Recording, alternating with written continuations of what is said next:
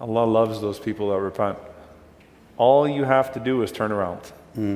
Allah doesn't expect you to get 100 miles ahead before He says, okay, now fine. Just turn around. Don't despair from the mercy of Allah. Why? Because Allah forgives all sins. Inna Allah yaghfiru dhunuba jami'a. It's not about you or how big the sin is. Allah forgives all sins. Why? Innahu huwal ghafur rahim. Because He's forgiving. He's merciful. So none of this is actually about you. You just have to express a willingness to being forgiven. None of this is about you. Don't belittle the repentance. Look at the greatness of the one that you're repenting to. You're turning towards Allah subhanahu wa ta'ala. Allah's mercy absorbs all those sins, and it does not harm Allah subhanahu wa ta'ala in any way.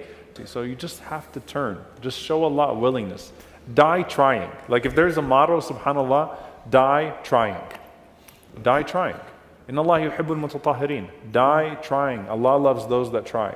Die trying. Make sure that when you die and you meet Allah subhanahu wa ta'ala, Ya Allah, I was in that process and I really was trying.